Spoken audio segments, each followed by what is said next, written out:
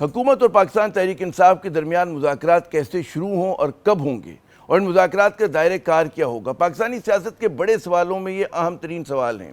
ذرائع کا کہنا ہے کہ مذاکرات میں ڈیڈ لاک پر بیرسٹر گوہر اور اسد قیصر صاحب نے قومی اسمبلی کے اسپیکر آفس سے رابطہ کیا ہے، اور غالباً وہاں سے ان کو ایک مثبت اشارہ بھی ملا ہے۔ بیرسٹر گوہر کہتے ہیں کہ حکومت کے پاس ہم نہیں جائیں گے، مذاکرات کے لیے وہ ہمارے پاس آئیں گے، لیکن کون کس کے پاس آتا ہے یا جاتا ہے، اس سے زیادہ اہم بات یہ ہے کہ کس نیت سے اور کن اختیارات کے ساتھ آتا اور جاتا ہے۔ پی ٹی آئی پہ الزام ہے کہ اس کی جو مذاکراتی ٹیم جو ہے ماضی میں بے اختیار ثابت ہوئی، اور ایسے ہی کچھ الزام جو آج پی ٹی آئی کے جو دوست ہیں وہ حکومت پہ لگا رہے ہیں، اس کو کہتے ہیں کہ ایک بے اختیار حکومت ہے۔ اور کیا اس مرتبہ اگر مذاکرات ہوتے تو کیا کہانی جو ہے مختلف ہوگی؟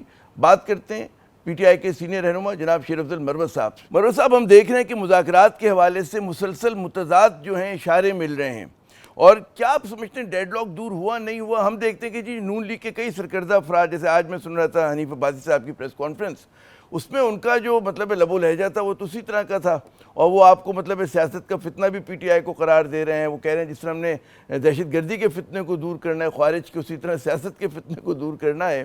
تو اس منظرنامے میں مذاکرات سے کیا امیدیں اور ڈیڈ لاک ختم ہونے کی کیا چانسز؟ جناب بہت شکریہ۔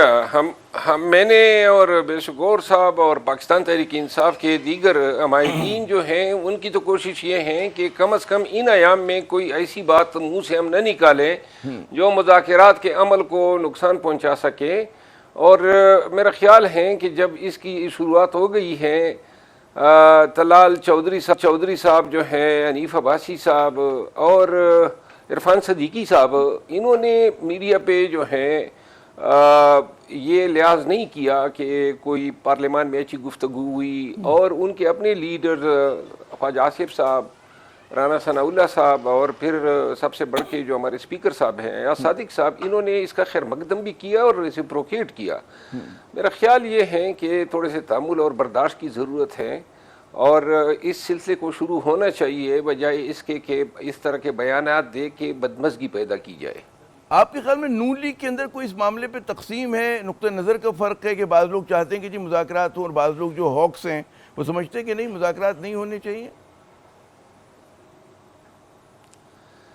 میرا خیال ہے سوچ تو مختلف ہوتی ہے۔ شاید پی ٹی آئی میں بھی گنتی کے چند لوگ ایسے ہوں گے جو یہ سمجھتے ہیں کہ مذاکرات کو ہماری کمزوری سے تعبیر کیا جائے گا، اور لامحالہ اگر نون جو ہیں اس میں بھی ایسے لوگ ہو سکتے ہیں جو شاید مذاکرات کے ذریعے پاکستان تحریک انصاف کے ساتھ اپنے معاملات کا تصفیہ نہیں چاہتے ہیں۔ لیکن جو اہم باتیں اور وہ جو تمام سیاسی لیڈرشپ کو نظر رکھنی چاہیے اور جس پہ غور کرنا چاہیے وہ یہ ہے کہ سب کچھ ہو گیا، کوئی ایسا فعل رہ نہیں گیا جو ملک کو، پاکستانیوں کو بحیثیت قوم، بحیثیت ایک ریاست نقصان پہنچانے سے کم ہو۔ حتیٰ کہ گولیاں چل گئی، پھر سرحدوں پہ جو ہیں ہمارے حالات خراب ہیں، پاڑا چنار میں بدامنی ہے، اور خیبر پختونخوا کے مرج ڈسٹرکٹس میں جو ہیں بدامنی ہے، ملک کے طول و عرض میں غیر یقینی صورتحال ہیں، سیاسی عدم استحکام ہیں۔ یہ 2 سال سے سب کچھ فریقین نے کیا، یہ الزام تراشیاں، یہ طعنے زنی، اور تو لہٰذا ان لوگوں کی توقع جو پارلیمان میں جن کو بھیجا ہے ان سے یہ تو نہیں ہے کہ جائیں اور بٹیروں کی طرح لڑائیوں میں ہر وقت مشغول رہیں۔ ان کی توقع یہ ہے کہ یہ قوم کے لیے کچھ کریں گے، پاکستانیوں کو غیر یقینی صورتحال سے نکالیں گے۔ اور جو کہتے ہیں کہ سیاسی بالغ النظری کا تقاضا تو یہی ہے کہ ہے کہ ذرا افہام و تفہیم سے، گفتگو سے جو ہے آپ راستہ نکالیں، اور جو غلط ہوا اس کو درست کریں۔ اور غالباً اسی تناظر میں جب آپ تقریر کر رہے تھے قومی اسمبلی میں، تو وزیر دفاع نے کہا جی آپ کی گفتگو جو ہے ہوا کا ٹھنڈا جھونکا، انہوں نے کہا، لیکن اس کے باوجود جو بہت سارے تجزیہ کار ہیں وہ یہ کہہ رہے ہیں کہ غالباً ابھی بھی مذاکرات شروع ہونے کا جو امکان ہے وہ بہت ہی مدھم، کہتے ہیں نا، اتنا زیادہ مہم ہے، اتنا زیادہ نظر نہیں آ رہا ہے وہ۔ جی دیکھیے، کوششیں تو بعض قوتوں کی طرف سے یہ لگی ہوئی ہیں کہ مذاکرات کے ٹیبل پہ سیاسی قوتیں جو ہیں اکٹھے نہ ہونے پائے۔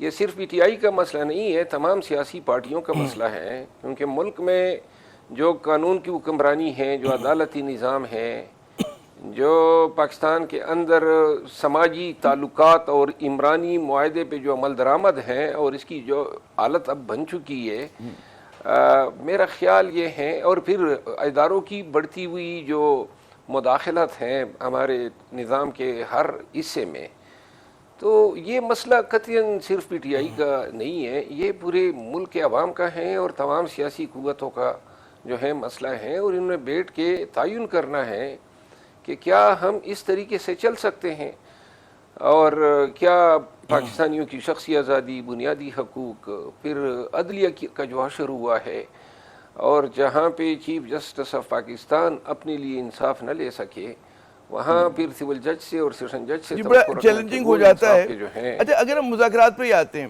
اب میں کئی تجزیہ کار اور مطلب ہے جو اب سیاستدان بھی کہہ رہے ہیں کہ کیا کرنے کی پوزیشن میں ہے حکومت، کیا دے سکتی ہے، جو آپ لوگوں کے مطالبات ہیں، چاہے وہ سیاسی قیدیوں کے اسیروں کی رہائی کا مقدمہ ہو، چاہے الیکشن کے آڈٹ کا مقدمہ ہو، چاہے جوڈیشل کمیشن کے قیام کا ہو. خود آپ کے ساتھی جو ہیں اس حکومت کو بے اختیار حکومت کہتے ہیں، اور بعض آپ کے ساتھی کہتے ہیں کہ جی یہ جو مذاکرات در پردہ حقیقتاً جو ہیں وہ اسٹیبلشمنٹ کے ساتھ ہی ہوں گے، کیونکہ یہ تو بے اختیار لوگ ہیں، یہ صرف وسیلہ ہیں.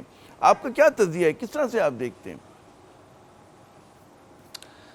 میرا خیال یہ ہے کہ مذاکرات پہلے سیاسی پارٹیاں جو ہیں آپس میں اپنے ٹیو ارتھ پہ کر لیں.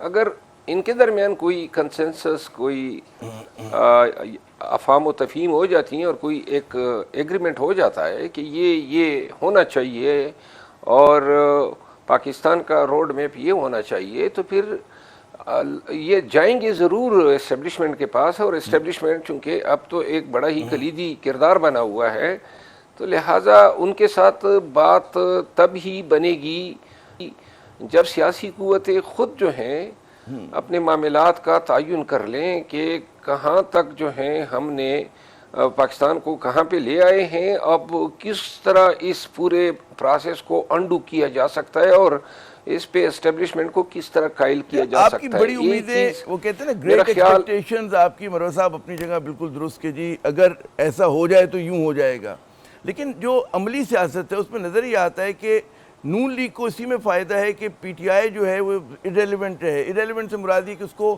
سسٹم سے باہر رکھا جائے، اس کو دباؤ میں رکھا جائے، کیونکہ پی ٹی آئی کی واپسی کا راستہ ہوگا تو وہ غالباً اپنے ہی پیروں پہ کلہاڑی مار رہے ہوں گے. تو کیوں آپ کے ساتھ اس طرح کے ایک سنسیئر آنیسٹ جو ہے وہ ڈسکشن کی طرف جائیں گے، جو اگر سیاست کی ہم بات کریں کہ سیاست میں تو ان کو فائدہ ہو رہا ہے کہ جتنا پی ٹی آئی مشکل میں اسٹیبلشمنٹ سے لڑ رہی ہے، اگر آپ کے تعلقات بحال ہو جاتے ہیں، ورکنگ ریلیشن ہو جاتے ہیں، پھر کہاں کھڑے ہوں گے وہ؟ جی میرا خیال نہیں ہے کہ اس سیاست سے نون کو فائدہ ہو رہا ہے، کیونکہ ان کو معلوم ہے کہ عملی طور پہ عوام میں یہ جو 2 سال سے طرز حکمرانی رہا ہے اور جو بنیادی انسانی حقوق پامال ہوئے ہیں، اور فرنٹ پہ تو یہ لوگ رہے ہیں، تو لہٰذا الیکشن میں بھی قیمت چکائی. اور دوسری بات یہ ہے کہ نون ایک سیاسی پارٹی ہے، ان کو احساس ہے کہ نفرت جو ہے وہ کتنی ملگیر ہو گئی ہے. پھر انتقام جو ہے، غصہ، تانا زنی، عدم برداشت، اور ان تمام چیزوں نے جو ہے غیر یقینی صورتحال کو پاکستان میں جنم دیا ہوا ہے. انویسٹمنٹ نہیں آ رہی ہے، سارا دار و مدار آپ کا قرضہ جات پہ ہیں، تو لہٰذا یہ قیمت، اور اس کے اگینسٹ ان نے کیا قیمت چکانی ہے. مذاکرات کے نتیجے میں ہم فوراً سسٹم میں تو نہیں آ رہے ہیں. مذاکرات کے نتیجے میں کم از کم یہ ہوگا کہ پاکستانیوں کو انسان کی نظر سے دیکھا جائے، جو ہماری بنیادی حقوق ہے وہ پامال نہ ہو. روزانہ آئے دن یہ ایم پی ایس کے گھروں پہ چاپے، اغوا، یہ سلسلہ رک جانا چاہیے، کیونکہ ملک کی جڑیں کوکھلی کر رہا ہے. بات ڈی چوک میں گولی تک تو آ گئی، لاشیں جو ہیں وہ پاکستانیوں کی جو ہیں وہ ان کے گھروں کو بھیجی گئی صرف اس جرم میں کہ ڈی چوک کیوں آئے.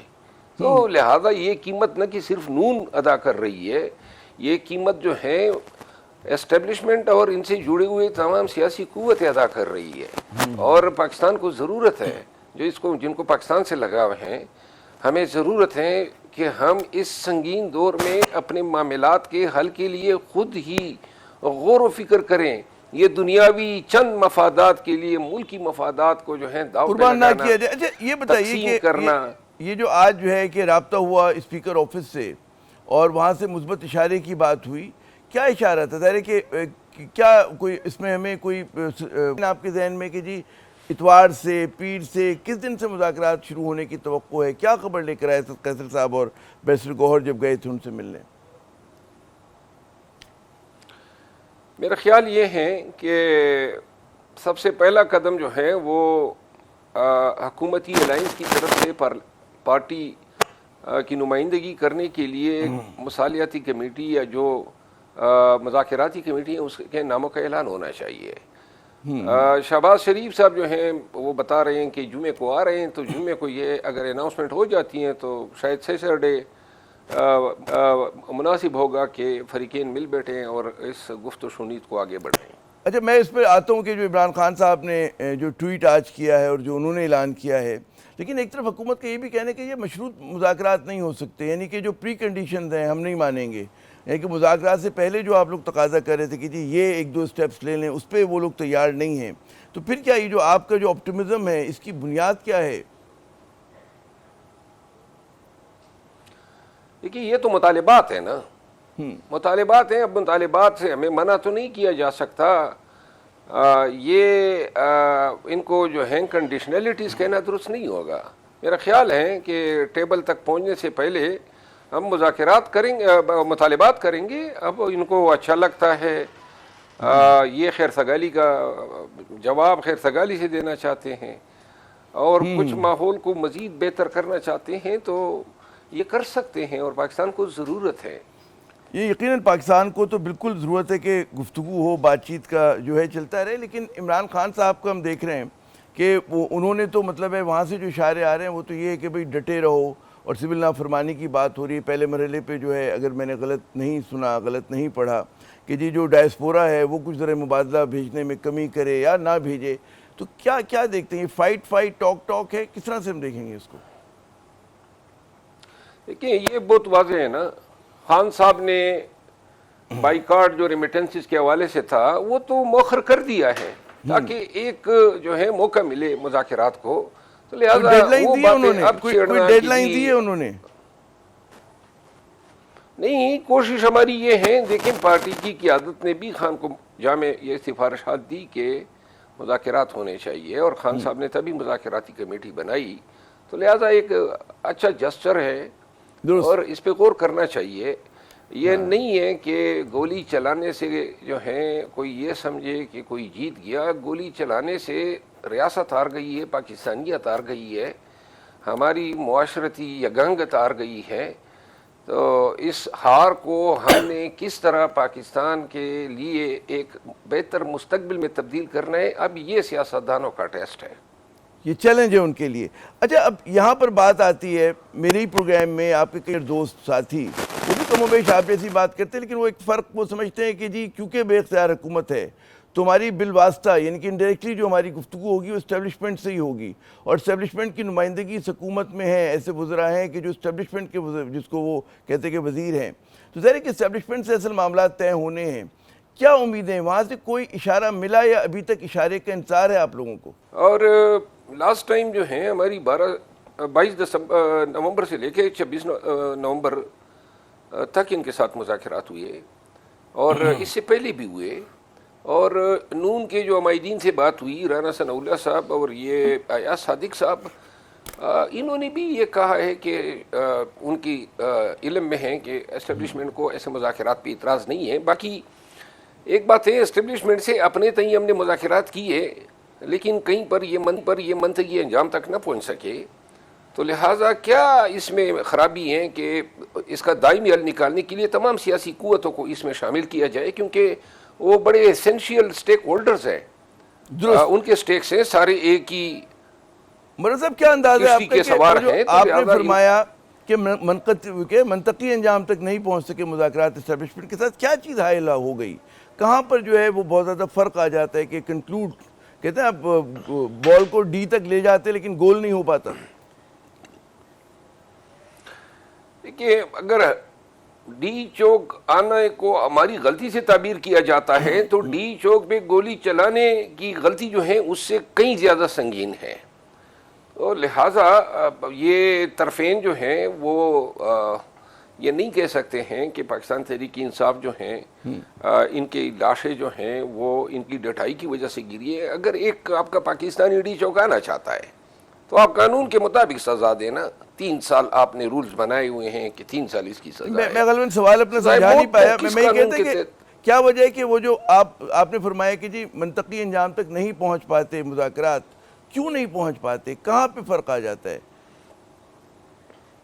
لیکن پھر نئے مسئلے مسائل آ جاتے ہیں. ہر گزرتے دن کے ساتھ جو ہیں کوئی نہ کوئی بکیڑا ہمارے گلے ڈال دیا جاتا ہے. اب یہ پیر کو جو ہے خان کا فیصلہ متوقع ہے, مجھے خدشہ ہے کہ اس میں پھر 14 سال سزا دیں گے, تو لہٰذا یہ مذاکرات کے عمل کو وقتاً فوقتاً متاثر کرتے ہیں.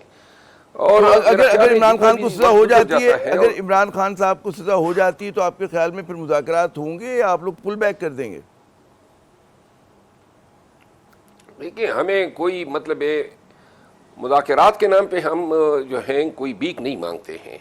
مذاکرات کا مطلب یہ ہے کہ اصولوں پہ جو ہیں بیٹھ کے سیاسی قوتیں یہ فیصلہ کریں کہ کون غلطی پر ہیں, کہاں پہ غلطی ہے, نظام میں کہاں پہ نقص ہے, کس کے ساتھ کتنی زیادتی ہوئی ہے.